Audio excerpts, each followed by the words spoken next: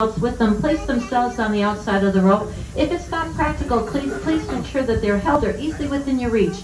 Also, we ask that you do not stand up and move around whatsoever while the train is in motion, keeping your head, hands, and feet inside the cars at all times. Eating and drinking is not permitted, but water from an enclosed water bottle is just fine. Happy Independence Day weekend. We are so glad that you came here this weekend to celebrate our wonderful day, thinking about all the people that gave their lives for our freedom. The trip around the Greenfield Village lasts approximately 30 minutes. We'll be making 2 additional stops before we return right back here. Thank you.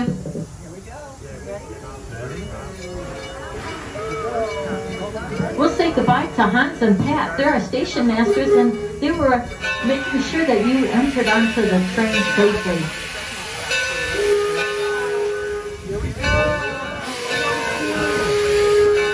It was Henry Ford's idea of preparing a place where he could show what American life was like. Here you step into the gates and you'll see over 300 years of American innovation, and maybe you'll be inspired by some of the things you see here. We are divided into 7 different districts, and the very first one is the Henry Ford Model T. Henry Ford was born in the white farmhouse over to the left on July 30th, 1863. He was the oldest of 6 children, born on the 2nd floor of that farmhouse. At the age of 16, he left home and wanted to go to Detroit to work with machines. After you visit the farmhouse, take a walk over to the Ford Motor Company and learn how he came up with that idea of the Ford Motor Model T back in 1908. It changed the world of transportation forever. You see in the pasture there are merino sheep. They have wrinkly skin which produce more wool. Maybe you have a garment that says it's made of merino wool. You thank these sheep for that. And here we come into our next district, the Main Street District. You'll visit the home of the Wright brothers and also see the Wright Brothers Cycle Shop, where they came up with the idea of an airplane. It changed the world forever. And then we have Mrs. Cohen's Millinery Shop. Our staff are working on some beautiful hats for the summertime, just like they did back in the 1880s. We also have the Heinz House, and we have the Herschel Spillman Carousel built in 1913. You're able to take a ride on that 108th historic artifact today.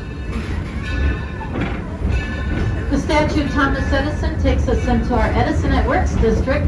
Here we have 5 buildings that compose Menlo Park. Over to the far left, the brick building is the machine shop. In front of us is the laboratory up on the 2nd floor, where Thomas Edison did that invention of the incandescent light bulb. The young men that worked for him, the single men, would rent a home over at the Sarah Jordan boarding house. It's that yellow house that you see over to the left. It made history because in December of 1879, it was the very first home in the entire world fitted for an electrical power system. When you do walk into the house, you can see all the wiring throughout. Next to that is Edison's Fort Myers laboratory. When he wintered in Florida, he continued working on his inventions. It's a fully equipped laboratory. And then we have our next district, Porches and Parlors. Here you'll see the home of some famous people, just ordinary people, and how they live their lives. We have over 300 years of history in this district alone. We have the home of William McGuffey. He's a person who came up with the McGuffey Reader, which was helpful to teach many children through the years how to read. Also, the house of Noah Webster. He was the person who came up with that American Dictionary of the English language in 1823. Up ahead is the Susquehanna Plantation. There you'll learn about how slaves worked that plantation. And as you can see, there is our one wagon that's pulled by our draft Percheron horses. If you get a chance, take a ride throughout the village on one of those. We are now coming into the Susquehanna station. Please remain seated. The engineer will set a brake, giving us the sound of a single whistle, letting us know that it is safe to come off the train. You're going to exit to the left side, and we're only going to be here for about 4 minutes before we move on to the Smiths Creek station. If you're planning on attending a baseball game later, historic baseball, this is where you would want to get off. We'll say hello to Ken, our station master.